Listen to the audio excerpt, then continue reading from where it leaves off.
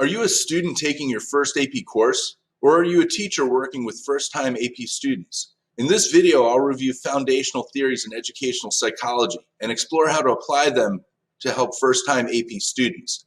We'll go over how to use various digital platforms to support student engagement and help students develop college readiness skills. Let's get started.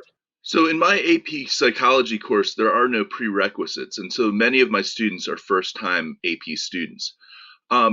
Creating a class that is inviting to first-time AP students bridges achievement gaps and participation gaps, which is always a good thing to accomplish. Students that are taking AP classes for the first time bring with them some unique needs. They need help developing strong study habits. They need help reading for content and note-taking. They might not realize it, but they may have deficits in test-taking ability. Specifically, they may have trouble understanding higher-order multiple-choice questions, and they may have trouble with analytical writing. And so in this presentation, I'll show you a few tips for how to address some of those needs. Albert Bandura's social learning theory is one of the more cited topics in current educational research.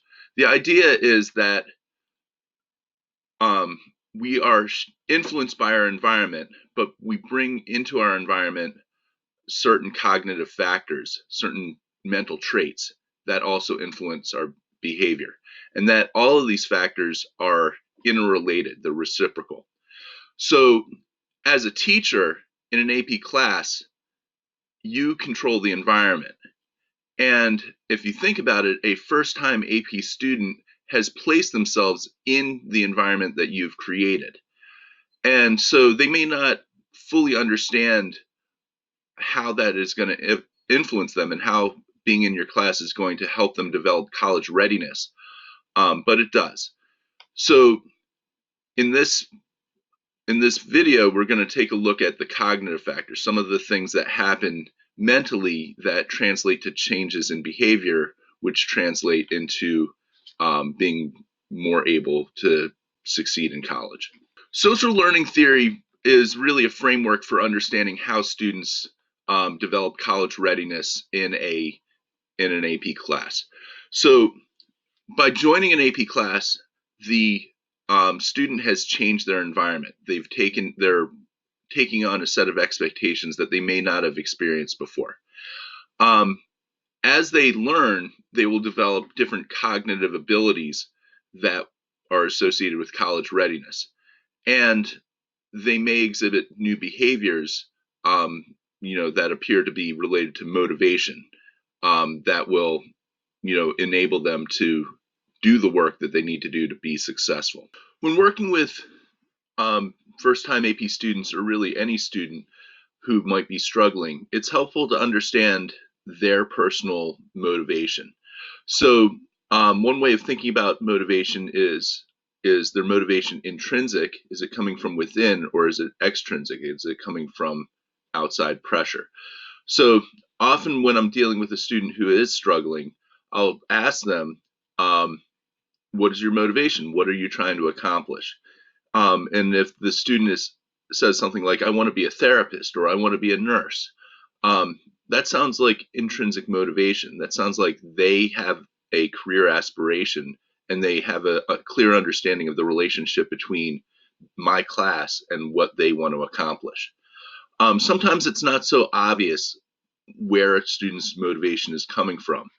And often when I'm looking at an Albert.io assignment, I'll look for traces of motivation. So in a moment, I'll show you how to interpret Albert data and understand where a student's motivation is coming from.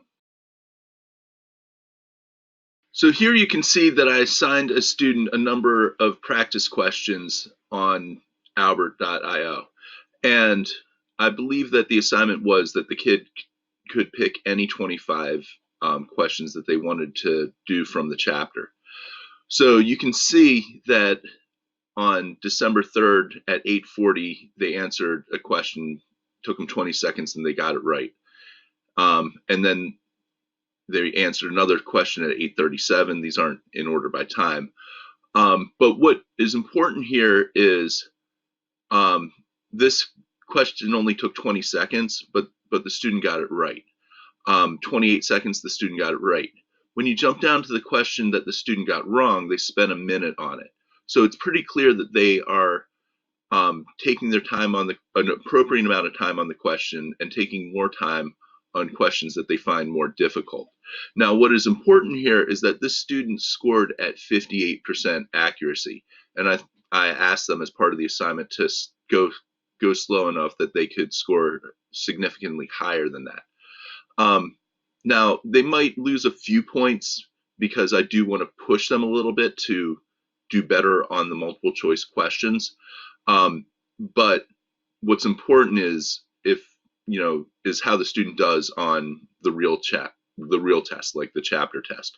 If the student struggles a little on Albert, but then does really well on the chapter test, then I think that things are working pretty well. If they struggle on the chapter test, then I can go back with the student, look at the questions that they're getting wrong on both the chapter test and on Albert, and we can get to the root of some of the challenges that they're having.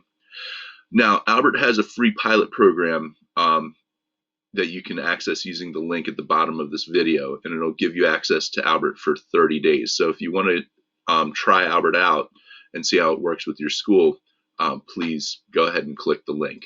When I teach about memory, it's a lot of fun because there's so much in that chapter that really directly relates to how students learn. And so this is the Atkinson and Shiffrin model of memory, showing the transfer of memory from short-term memory to long-term memory.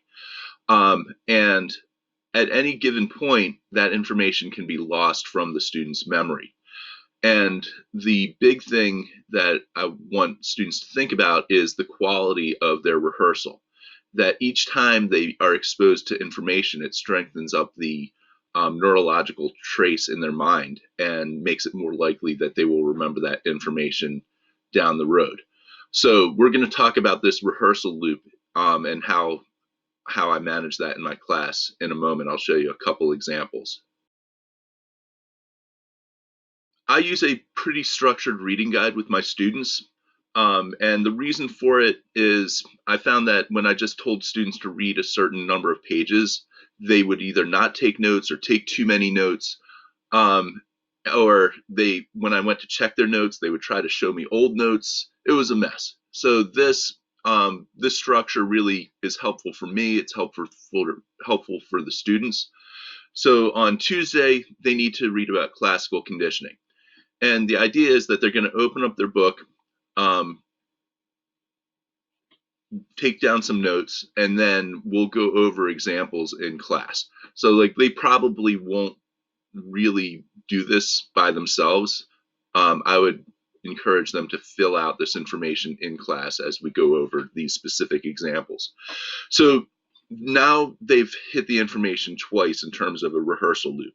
First, they've seen it in their textbooks, they've written it down, and now we're going to go over it in class. So that's a third time, before we've even started with any assessments. Now you're going to see this getting rehearsed several more times as I show you some of the digital platforms or the online platforms that I use to encourage the students to rehearse and deepen their knowledge of the topic. So another thing that I think about a lot when I'm working with students is that there's more than one type of memory system. Sometimes people conflate this idea with multiple intelligences. But the bottom line is that when students are trying to process information, a lot of what they're trying to learn is just semantic knowledge. It's knowledge of concepts. But in class, if you show a video, that's stored in episodic memory. If you show a picture, that's stored as a part of your iconic memory. If you play a song, that's stored as part of your echoic memory, and so on. Likewise, a lot of what is being taught, in the hidden curriculum is implicit, non-declarative knowledge, like how to study, how to interpret a multiple choice question test. What are some of the tricks that you use? And also, how does a student feel about the course? So I try to use a lot of humor in my class, to try to, get kids to not only facilitate interest and motivation, but because positive emotions, I believe, help, increase processing information. So let me show you a couple examples of ways to use different memory systems to promote student learning. So here we have a structure in the brain, the hippocampus. And if you read the definition, it is not very exciting. Now, the hippocampus is pretty interesting because it's the routing station for memory. It helps us code new memory. It's the routing station for your sense of smell. Now, if you want students to remember what the hippocampus looks like, the word hippocampus means seahorse. So this is a seahorse, a hippocampus, and then a diagram of where it is found in the brain. Humor. I got more. All right, hippocampus codes memory.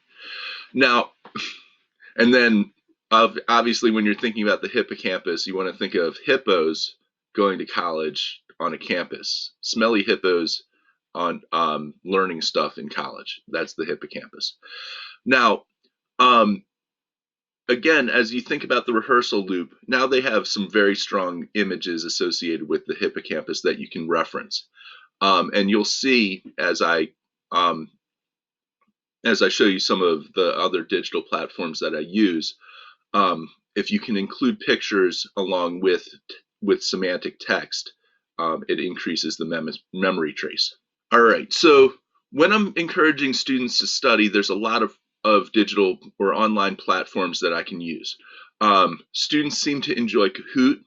It plays music. There's a website called Quizzes that is also fun, and those are great for during class if you want kids to practice a specific concept.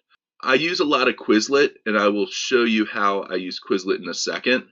But a lot of these sites tend to translate to lower level questions on Bloom taxonomy. So if you're working towards remembering and understanding, Quiz, Kahoot, Quizlet are great.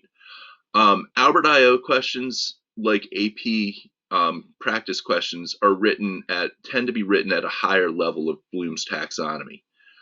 So they tend to include application questions and analytical questions.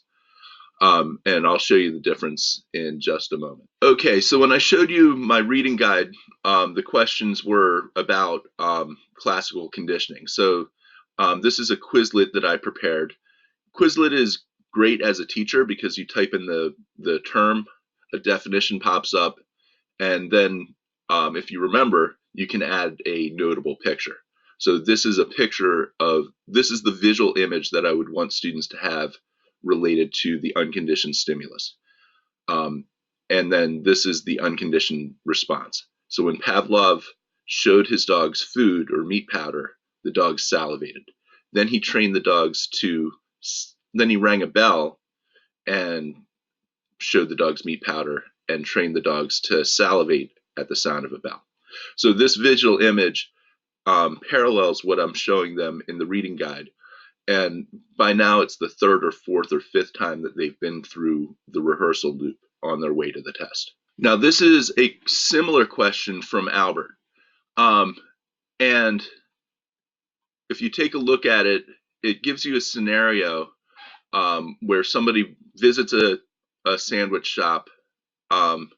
She eats at the sandwich shop, she feels ill, and now every time she drives by the sandwich shop, she feels her stomach clench and a wave of nausea. Now, this is a great application question. According to classical conditioning, which of the following would be considered the conditioned stimulus? Now, there is no way you can study for this question using Quizlet unless the teacher gives it to you ahead of time. And this is precisely the type of question that I would ask on my test. I'll ask 3 or 4 application questions about classical conditioning. And first-time students, might be taken aback by the complexity of this question, and they might be taken back by the the fact that it's something that it's not a memorization question. They really need to understand classical conditioning. Now, what's great about Albert, you can assign questions from Albert. You can just say answer these 10 questions. What I do is I set them loose and say pick any 30 questions from the chapter and answer them. Try to pick the ones that you are most familiar with. And I figure with that kind of freedom, they should be able to answer 80% of the questions correctly. And if they can get them right in practice, they should be able to get them right on the test. Albert lends itself to that type of practice because they give very, very detailed explanations of each question. So it explains why B is the correct answer, and then it reviews the entire target concept. So if you read this thing, if you read this whole explanation, you're going through the rehearsal loop one more time. And that may make all the difference for a student's success on a test. Memory involves encoding, storage, and retrieval, and we've spent a lot of time talking about how we go about encoding new information. One of my favorite metaphors for retrieving information is Elizabeth Loftus's semantic network. We've all had that experience where you have a word on the tip of your tongue and you just can't remember what that word is or what it means. Loftus's model kind of shows why that happens and how to gain control of that process so that you are able to retrieve important information. So let's take a look at spreading activation across a semantic network. So the more times you learn information, the stronger the connection in your brain will be. So when you think of psychology, very likely the first person that comes to mind will be somebody like Sigmund Freud. And when you think of Sigmund Freud, you might think of psychoanalysis or the unconscious. And when you think of the unconscious, you might think of the id, the ego, or the superego. Likewise, another central idea in psychology is learning through behavior or behaviorism. So a key figure in behaviorism is either B.F. Skinner or Ivan Pavlov. And when you think of Ivan Pavlov, you would think of Pavlov's dog or the bell or the meat powder. But what happens when you're taking a test and the test drops you right into the middle of your semantic network and you have no retrieval cues? Hippocampus. What's a hippocampus? Well, you've seen that term before. So what do you think of when you think of a hippocampus? You might think of a smelly hippocampus where hippos go to learn. So there you have it. The hippocampus is part of the brain. It codes memory and smell. Now you know exactly what the hippocampus is, and you should be able to answer a question about it. Now let me show you what that looks like on an AP Psychology free response. So this is a AP style free response question on the Albert AP Psychology page. And it's about research design. Now, it takes a lot of time to teach kids how to answer one of these free responses. It takes a lot of practice. But right now, what we're looking at is retrieval and memory. So you would read through the research, through the prompt, and then they would hit you with a bunch of vocabulary terms. Now, this term, independent variable, is highly predictable for this type of test. They're going to ask you to identify the independent or dependent variable of some kind of experiment at some point on the test. And, Albert understands this, so they're asking you for the independent variable. Now, operational definition is a little bit tricky. That is the precise way a variable is measured. So you would have to look at this and explain how they are measuring the dependent variable. Now, this term is a little bit of an oddball. You wouldn't be able to predict that the AP exam would ask you about neuroplasticity in this particular context. So now you're stuck in the middle of your semantic network. What is neuroplasticity? So neuroplasticity is changes in your brain that are influenced by the environment or behavior. And so you would then go back into the prompt and come up with an example that relates to neuroplasticity. But what if you couldn't remember the term neuroplasticity? You'd have to find a retrieval cue. Well, neuro has to do with a neuron, plasticity has to do with change. And so that might trigger the discussion that you had earlier in the year about neuroplasticity. So here we are back where we started at social learning theory. And hopefully by now you have a greater sense of what I mean by cognitive factors that influence learning. Motivation, knowing how to study, knowing how to encode and retrieve information, knowing how to read a test question. And again, it's important to understand that if you're a student, you're in control of your situation. You decided to take an AP course because AP courses will prepare you for college. And if you're a teacher, you're in control of your situation because you give the assignments. You tell the kids what they need to do to earn the grade. You can sort of see how important motivation is because motivation has a direct bearing on a student's behavior. If a student is intrinsically motivated, they're going to do what they need to do to become more successful. And if they're extrinsically motivated, then they need to figure out what the reward is that is meaningful to them, or you have to work with them to help them understand what the reward is that is going to motivate their behavior. So I hope this helped. Participation in even a single college-level course helps high school students develop the academic skills and habits that lead to success in college. It is important for students to understand how they learn best and to develop their own effective study strategies. Like I mentioned earlier, Albert has a free pilot program that you can be a part of using the link in the video description. With it, you'll be able to try Albert for 30 days. This way you can see for yourself if it would work well with your school for the sorts of strategies I went over today. Lastly, if you found this video helpful, hit that like button to tell YouTube to show this to more students and educators. Thanks.